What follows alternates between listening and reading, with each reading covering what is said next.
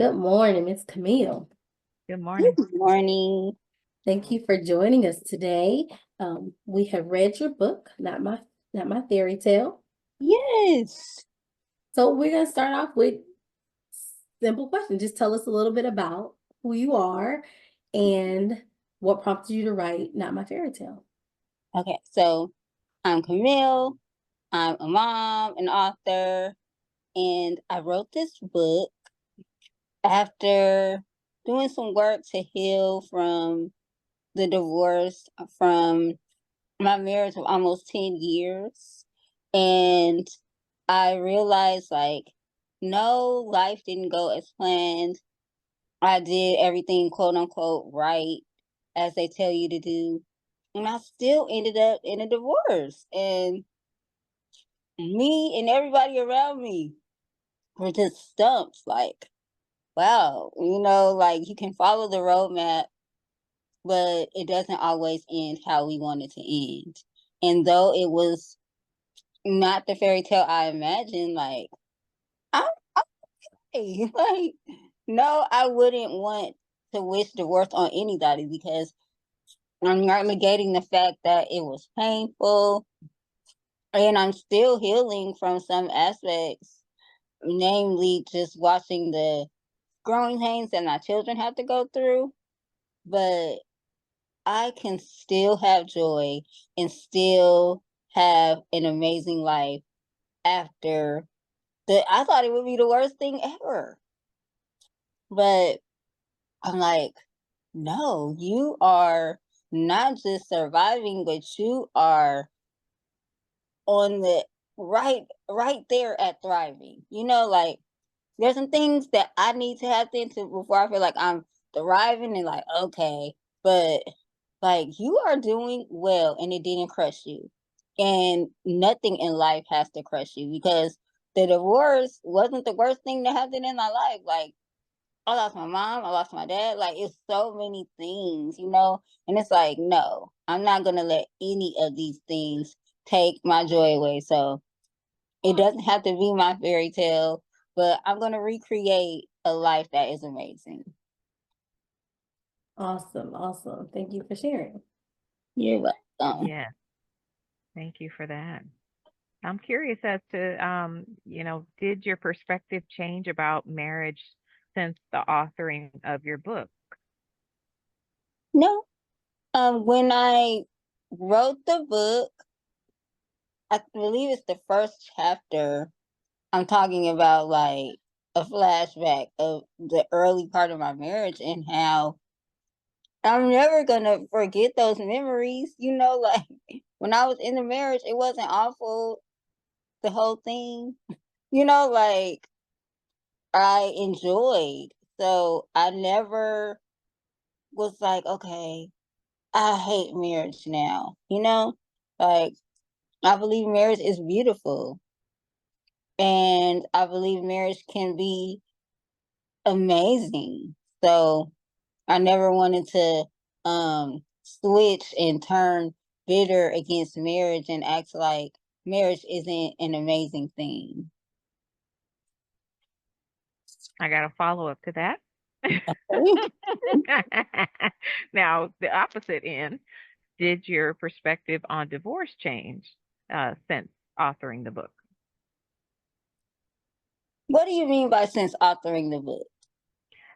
As far as, well, I guess not.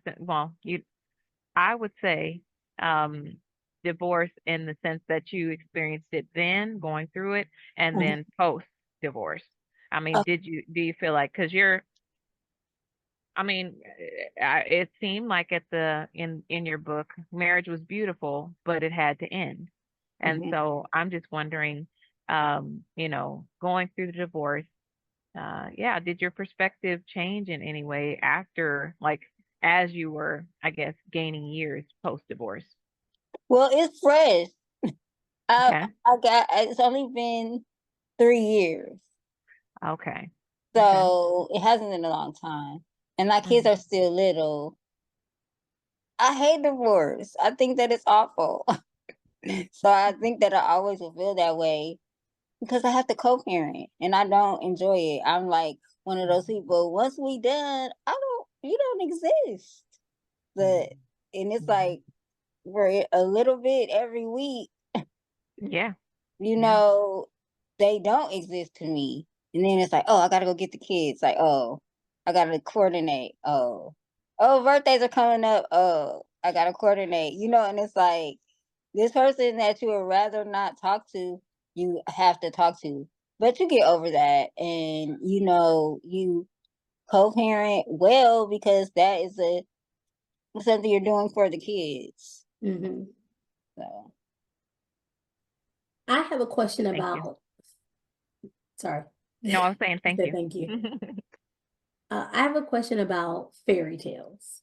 So, you know, when I read it, you know, not my fairy tale, and we all have an idea of like fairy tale meaning something magical, something like not just magical thinking, but like something we imagine, right? And so when it comes to your fairy tale, you ended the book also by saying you could rewrite your fairy tale. Do you still position it as a fairy tale now that you have more understanding of like all of the realistic things that happen outside of the beautifulness? Is that a word? We don't have one today. Is it still a fairy tale? I think that it is because I didn't think that I could have everything that I would want were I to get married again. I thought that, oh, it has to be like this. It has to be like this. Marriage is like this. Oh, it has to be a struggle all the time. Like, oh, we're struggling we're overcoming right into another struggle, a self-created struggle, because we're not addressing the issues. I would never stand for the things that I stood for and took for so long ever again. So I see people who like, I understand. I think I understand what you're saying. Like, marriage is not a fairy tale. Marriage is work. A marriage is, but if you're doing the work with a person who is your fairy tale, who is attentive, who sees you and understands you, it can feel like a fairy tale, I believe. And but I do see what you're saying. Like, life just isn't a fairy tale. Honestly, it's a lot of things that can happen and that can go wrong and that do go wrong. But maybe we have a lot of fairy tale moments, and depending on the person that you choose to be with, no matter what you're going through, it can feel like you can be going through a health issue, you can be going through, we've seen it, we've all seen like spouses take care of one each other and do it well, serve one each other and do it well, and I think that can make it feel like a fairy tale. Yeah. Right. Thank you. You're welcome.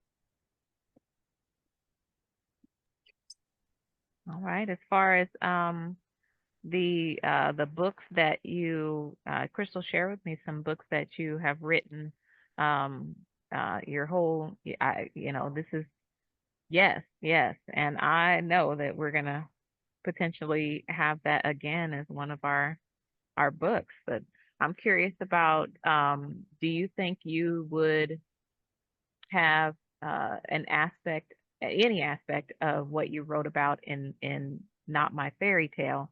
Do you feel like you would be able to potentially write a book on a specific thing, like a specific?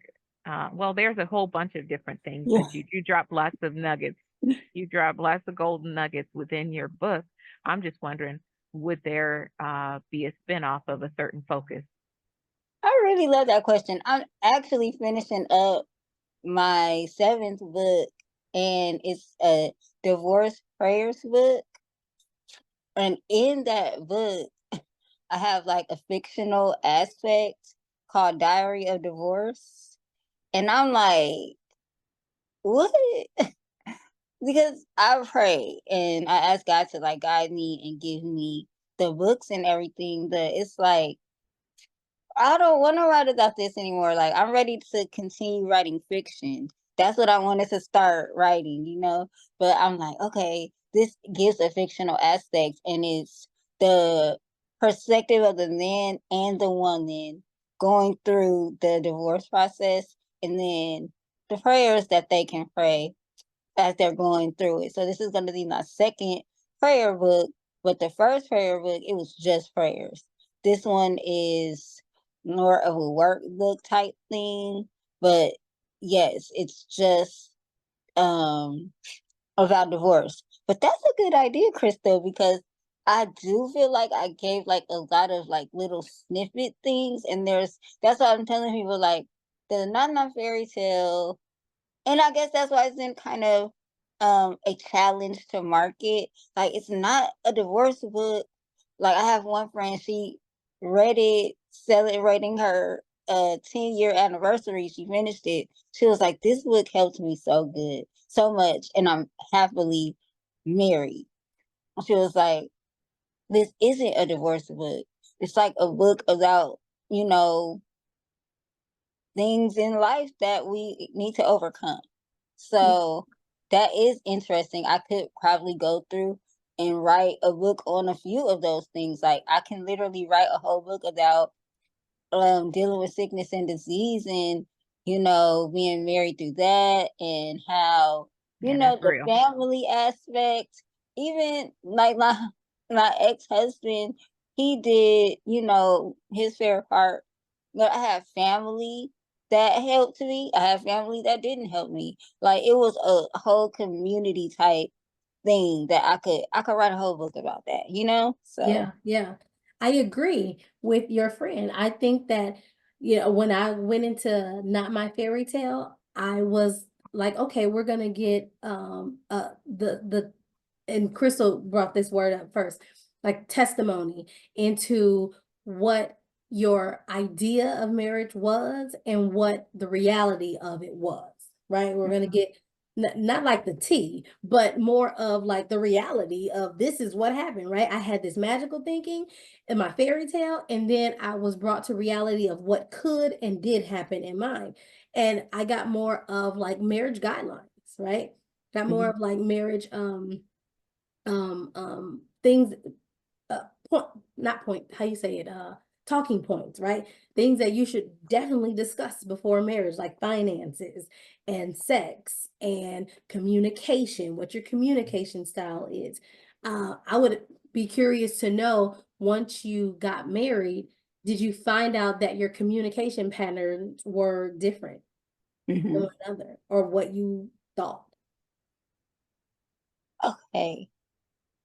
So how we began is talking every day, all day, you know, like, so I thought that our communication was great.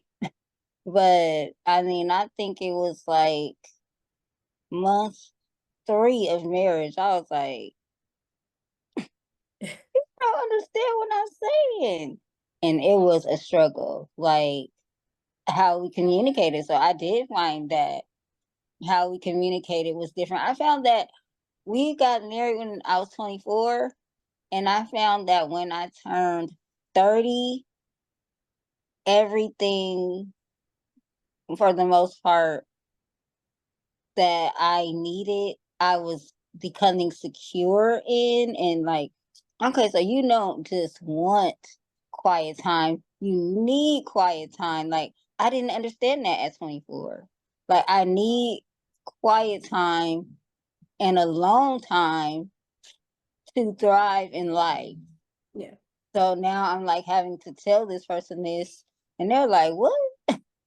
What are you talking about?"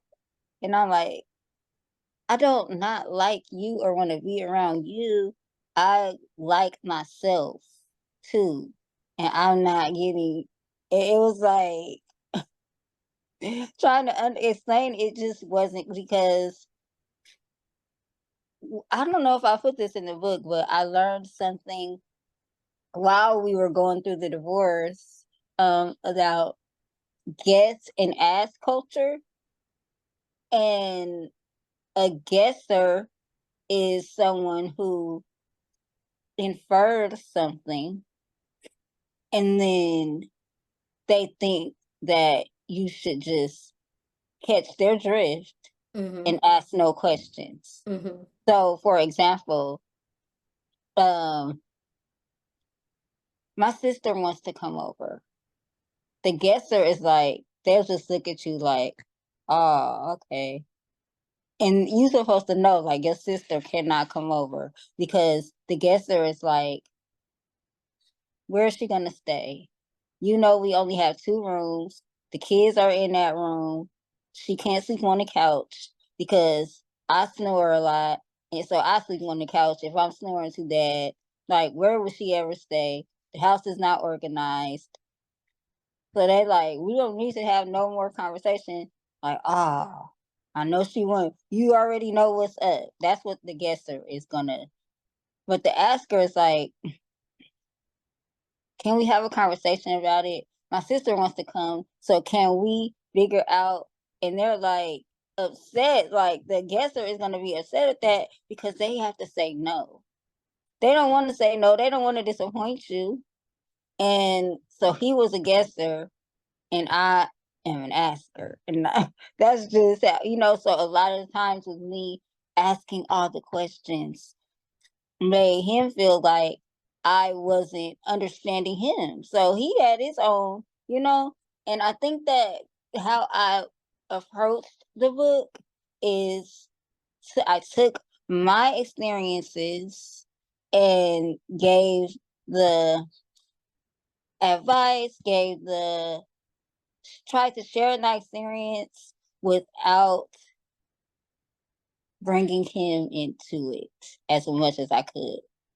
Because the divorce, I didn't write this 10 years later.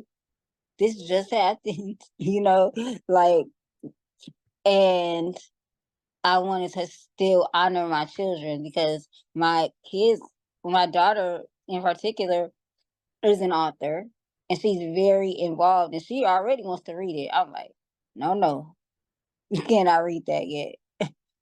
So it's like, I wanted to give the tea without giving blow by blow, blaming him, taking my own accountability. Like I had to learn. I had to learn, what did you do that you wouldn't want your little sister to do? Yeah. Okay. I like that. And then I'm sorry if I'm long-winded, guys. I'm like, these are really good questions. So it's making me process as I answer. That's good. Good. Thank you for being so open with us. Yes. Absolutely. Okay. So, and I could have missed it, and that's okay. But I was really looking forward to, and maybe this is me as a therapist, right? I'm like, ooh, a divorce survival kit. What's in a divorce survival kit? What are the tools that come along with a divorce survival kit? Maybe that's a whole nother book you got. But what are the tools that are attached to a divorce survival kit? For me, it was community. Okay. And later, I actually had to do some healing first on my own and with God. And then I did therapy. I did and am still doing some life coaching type community support. Creating, trying new things, like creating my new normal, like making sure I am not stuck in the past and continuing to push forward. Awesome. So do you feel that I needed to address that more, like that I just a little bit. I wanted to know, and maybe that's my idea of like, oh, well, what goes in a divorce survival kit? But you did just say community, having your own hobbies and things that you're doing. Yeah, so I was looking at some of that. When I got to the divorce survival kit, just go to the page real I'm quick. like, let me go to this, because honestly, I'm like, I Like, wrote what did I that say? book, and then I wrote two more or one more, and I'm finishing the other one. And I'm like, what did I? Because you kind of, when you let it go, when you publish it, you don't forget, but you kind Right. of like let it go and move on to the next thing. And I see that you had to censor for various reasons too. Mhm. A lot of your editing, but then the censorship too, at some point that would be nice to let her rip on that too. Yeah, yeah. So the Ah, just- chapter was called for Divorce Survival Kit. It was Chronicles for Triumph, and then Divorce Survival Kit, and then you gave 10 things divorce taught you. And I was like, oh, okay, that's awesome. Then I was like, but what's in the survival kit? So that was just me, like, what are the tools? And like I said, that could be my whole therapist mind. I'm like, I start visualizing a toolbox, right? Because we do healthy coping skill toolboxes and stuff. And what's in there? Some deep breathing, some grounding, some this. And so I was looking for, give me those tools so we can start throwing them out there to people, right? So community, having a sense of self, um, those Therapy. that you just Mhm. gave, therapy, right? Mhm. So I do Mhm. have it now that you told me. So I'm like, okay, those are in the survival kit of divorce. Okay, so I think that, like Crystal just said, in the censor, I like, I feel like I wanted to put more, but I felt like I couldn't. Okay.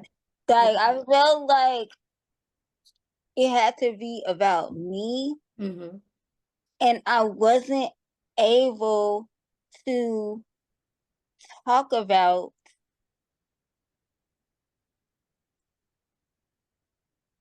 um I just didn't want to bring the ex into it Yeah. more Yeah. than what I did, because I Right. wanted it to be about me, and I didn't Your want to be a story. blame. Right. So that is very interesting. It might have to be that I have those conversations in interviews and groups, Yeah. you know? Yeah. Yeah. But I want to make sure that what I'm saying in, like, on the back cover, Mm-hmm. on those things can be changed, Mm-hmm. because I want to make sure that I'm giving whoever reads this book a clear indicator of what they're getting, like that the description doesn't make them feel like, oh, Mm-hmm. Mhm. Mm-hmm. I don't want them to feel like that, like, I thought I was going to get this and I didn't get that. So this feedback is really helpful. Mhm. It's good. It was good. That's good. I mean, I know you were, in the censorship. It wasn't, maybe I think it was more discretion Yeah. Yeah, for, discretion. And like yeah. protecting Hmm. my kids, Right. like, Right. Right, I right. want them to always love their dad. Like, want them to, and if I were to say, oh, if I were to Oh, say, this your yada dad, yada. Yeah. your dad Yeah. yelled at me, and it made me sad. What? What Right. did daddy yell? Like, we Right. literally never yelled in front of them, and that's when we decided, like, okay, we gotta, because we were starting to yell, Mm-hmm. and and going back to your question, Crystal A, um, the growing pains and things to deal with is our co-parenting. He got remarried quickly. Like, our divorce was final in February, and he got married in May. Like, so quickly having to Same year. have someone, Is this the same year? Within the yeah, same year? Okay. Mhm. yes, 3 months later, quickly having to have this other person, the and like, we cool now, like, she just sent me a text, and we were going to endeavor to be cool. Like, I met with her, like, hey, these are my expectations, is you're gonna be around my kids and stuff. But also, I need time. Feels like we can be friends. Right. Yeah, but not today. Right, Like, right. and we have to grow into that. And I was never mean to her, but back up. Right, right, I right. don't need help with my kids. Yeah. So now I'm like, what are we doing with CC here? Right, right, Like, so Community. it had to grow to that. Like, and I'm still grateful to God that that's even a thing, because I would rather talk to her.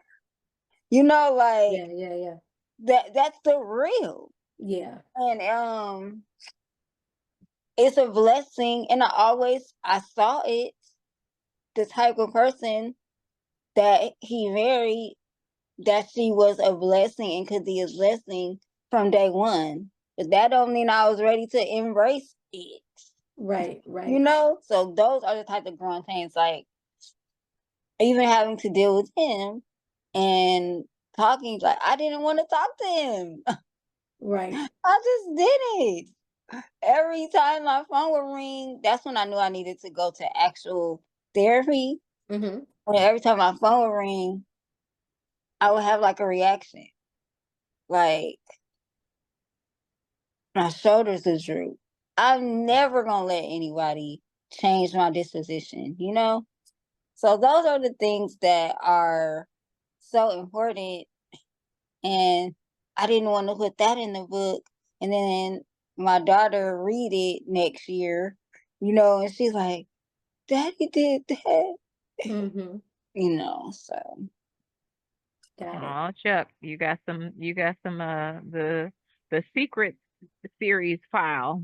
Right. yes, You have a lot more books than you, Okay. Yes, right? absolutely. I do. I do. And what's crazy is I want to write fiction so bad, but God is like, no, not yet. Not. I mean, you can write that, but write this divorce prayers book. Yeah. Okay. Mhm. Right? The Mhm. next book I'm actually writing after the divorce prayers book is about overcoming. So I had the divorce. So how I see it connected like this. I have the Not My Fairy Tale book, and it's more broad. And then I have the divorce prayers book, and it's just about divorce. And it's a workbook to help you. I guess that would be more like a survival kit. Okay. Because like I said, I have the what are we feeling? I was able to get out my feelings through these two fictional characters without telling my story. And Okay. then I was able to remix it. I can give the man some of my feelings and the woman some of my feelings. So neither of them is me. Mm-hmm. Neither of them are what I went through. But I can, as I'm going through this divorce, this is what I'm feeling. And then I have a prayer on shame. Then Yeah. I have a prayer on releasing anger. I have a prayer on joy. I have a prayer. We're about to go to court. Like I have a prayer for each of those, and it's 10 prayers. And I wrote these prayers. These are real prayers that I was right. I mean, I endeavored to write the divorce prayers book, but I actually prayed the prayers. Mm-hmm. Mm-hmm. So they're heartfelt. Maybe And the divorce survival kit can be in the prayer Yeah. book. I think that that That could might be be something. it's called a joy recovery journal. Mm-hmm. So I probably could put the divorce survival kit in there, but I don't know. I don't want to. I don't want to do too much in this book, like Yeah. how I felt like I was doing a lot in the Not My Fairy Tale book. But it's a joy recovery workbook, and then the next book, I see that these three connected is okay. Now that divorce is done, and we're on our way to living this life of thriving. How do we live with joy when we are like, I'm disconnected from the marriage. I'm out here raising my kids, writing my books. Like, what is the next step? Right. So that's how I see those three connecting, and they're all nonfiction books. And Okay. it's like, okay, I think that this is neat. I'm writing these books because I think that they are needed. So I know, especially the divorce prayers book, because when I got divorced, it was like 6 people that I know that got divorced, and since then, it's been so many people that got divorced, and it's a lot of people who are on the cusp of getting the divorce, and if they can read like what I went through and what I wouldn't want anybody else to go through, maybe they can change their mind and work on the things that they need to work on with their spouse. Because one thing I do believe is that most marriages that end in divorce could be saved. And like, I had a couple of friends who were about to get divorced, and I was like, no. I recently had a really good friend that was talking about divorce, and I was like, no. Like, you need that community. You need people to be able to look like, you guys need to work on this. And just because I got divorced doesn't mean I'm automatic. Everybody come get divorced with me. My answer, for the most part, if you ask me, is going to be no. Most of these things can be worked through. So if you can read the divorce prayers book or read Not My Fairy Tale and be like, all we need to do is communicate better, like, or, oh, she went through this, this, and this. Maybe if I can tweak this in my marriage, that is the goal for me. Awesome. So my last question, you talked about rewriting your fairy tale.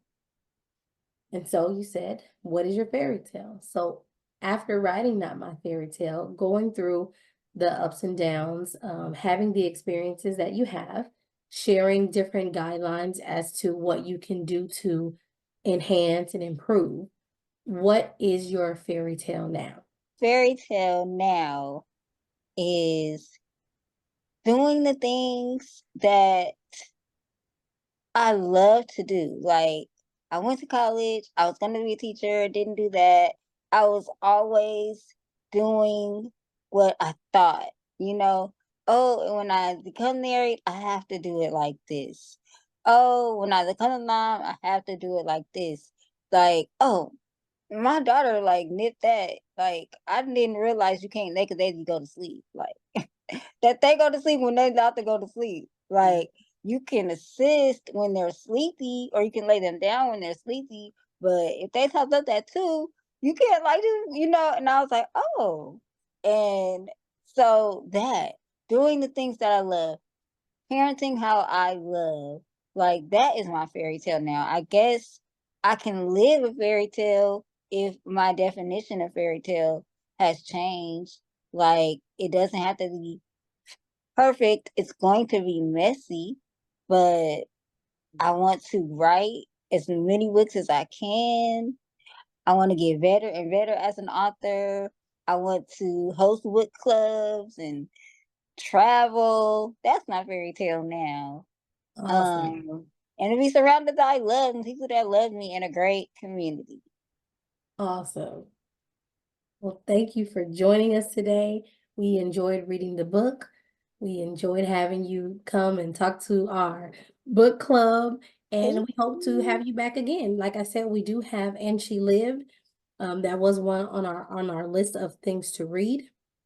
And so when we get to that one, we hope to have you back and talk about that one as well. I would love to. Awesome.